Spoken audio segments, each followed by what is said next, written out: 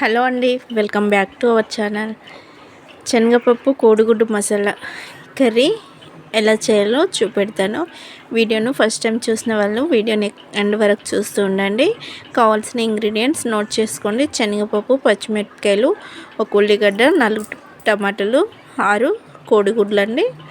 ముందుగా కోడిగుడ్లను అయితే ఉడకబెట్టుకుందాము.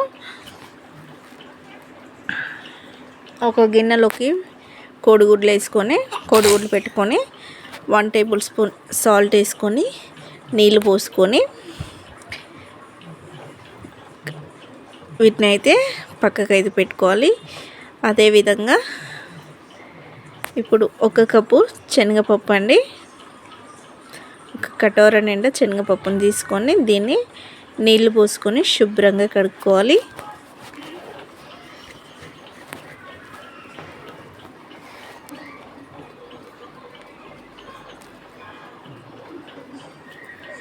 ఇలా శుభ్రంగా కడుక్కున్నాక మనం ఏ కప్పుతోటి అయితే పప్పును తీసుకున్నామో అదే కప్పుతోటి 3 కప్పులు నీళ్ళు పోసుకోవాలి. 3 కప్పులు నీళ్ళు పోసుకొని ఇంకా కుక్కర్ మూత పెట్టేసి లిడ్ పెట్టుకోవాలండి. పైనుండి విజిల్స్ పెట్టుకోవాలి. ఇప్పుడు స్టవ్ వెలిగించుకొని ఒకవైపు పప్పు శనగపప్పు, ఇంకోవైపు కోడిగుడ్లని ఉడికించుకోవాలి. చూడండి, 2 వైపులనైతే అయితే మనకు టైం అయితే సేవ్ అవుతుంది, అంటే జల్దీ ఉడుకుతుంది అన్నట్టు. ఇలా శనగపప్పు కోడిగుడ్లను అయితే ఒక 10 నిమిషాల పాటు ఉడికించుకోవాలి. శనగపప్పుకి ఒక 4-5 విజిల్స్ వస్తే పప్పు అయితే మంచిగా ఉడుకుతుంది. ఓకేనా? ఇంకా ఇలా ఉడికినాక స్టవ్ ఆఫ్ చేసుకోవాలి. ఇప్పుడు మళ్ళీ స్టవ్ వెలిగించుకొని ఒక గిన్నె పెట్టుకోవాలి. గిన్నె వేడయ్యాక ఇందులోకి 3 టేబుల్ స్పూన్ నూనె పోసుకోవాలండి. నూనె వేడయ్యాక హోల్ గరం మసాలా వేసుకోవాలండి. బిర్యానీ ఆకు, 4 లవంగాలు, ఒక దాల్చిన చెక్క, కొంచెం అంత సాజీర వేసుకోవాలి. ఇందులోకి అయితే జీలకర్ర అయితే వేయట్లేదు. ఇంకా ఇలా మసాలాలు వేసుకున్నాక ఇప్పుడు ఉల్లిగడ్డలు, పచ్చిమిర్చి కట్ చేసి పెట్టుకున్నవి ఇవి వేసుకొని మంచిగా ఉడికించుకోవాలి. చూడండి, ఉల్లిగడ్డలు అయితే ఉడికినాయి. 2 రెమ్మలు కరివేపాకు వేసుకొని కలుపుకోవాలి. ఇప్పుడు 1 టేబుల్ స్పూన్ అల్లం వెల్లుల్లి పేస్ట్ వేసుకోవాలండి. సేమ్ మనకు కోడి కూర, నాటుకోడి కూర లెక్కనే ఉంటుంది ఈ కర్రీ అయితే. ఇంక ఇష్టం లేని వాళ్ళు కూడా చూస్తుంటేనే నోరు ఊరిపోతుంది, అంత టేస్టీగా ఉంటుంది.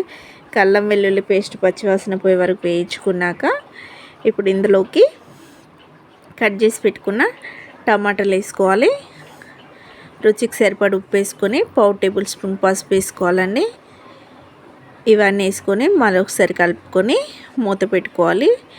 టమాటాను మంచిగా నూనెలో మంచిగా ఉడికించుకోవాలి. టమాటా ఇలా ఉడికినాక మనం ముందుగా ఉడికించి పెట్టుకున్న శనగపప్పు ఉంది కదా, ఆ శనగపప్పును ఎసరుతో సహా మనం ఎంత ఎసరు పోసుకున్నామో ఆ ఎసరు మొత్తం అలానే ఇంకా మనము ఈ కూరలు వేసుకోవాలండి. ఈ టమాటాలు వేసుకోవాలి. ఈ ఎసరంతా మంచి ఇగ్గే వరకు ఈ టమాటాతో పాటు పప్పును కూడా మంచిగా ఫ్రై చేసుకోవాలి నూనెలో. చూడండి, టమాటా మంచి దగ్గర పడింది పప్పు కూడా. ఇప్పుడు ఇందులోకి రుచికి సరిపడు కారపొడి వేసుకోవాలి. కారపొడి వేసుకొని స్టవ్ని హై ఫ్లేమ్లో పెట్టుకొని ఒక 2 లేదా 3 నిమిషాల పాటు ఇలా కలుపుకోవాలి.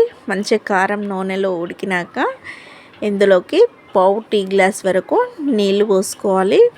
ఎసరు వేసుకొని కలుపుకొని మూత పెట్టుకోవాలి. ఉప్పు, కారం అన్నీ కలిసినాయా లేదా అని చెక్ చేసుకున్నాక కలుపుకొని ఒక 10 నిమిషాల పాటు మీడియం ఫ్లేమ్ మీద ఉడికించుకోవాలి. ఇలా కొంచెం గ్రేవీ అనేది చిక్కపడినాక ఇంకా మనం ఉడికించి పక్కకు పెట్టుకున్న పొట్టు తీసి రెడీ చేసి పక్కకు పెట్టుకున్న కోడిగుడ్లను ఇందులో వేసుకొని మరో 5 నిమిషాల పాటు మూత పెట్టి ఉడికించుకుంటే ఎంతో రుచికరమైన శనగపప్పు కోడిగుడ్డు మసాలా అయితే రెడీ అయినట్లే ఫ్రెండ్స్. లాస్ట్లోకి కొంచెం కొత్తిమీర వేసుకొని స్టవ్ ఆఫ్ చేసుకుంటే రుచికరమైన శనగపప్పు కోడిగుడ్డు మసాలా అయితే రెడీ అయినట్లే ఫ్రెండ్స్. ఓకేనా? ఈ వీడియో కనుక మీ అందరికీ నచ్చినట్లయితే లైక్ చేయండి, షేర్ చేయండి, కామెంట్ చేయండి. ప్లీజ్ సబ్స్క్రైబ్ చేయండి ఫ్రెండ్స్. ఓకే.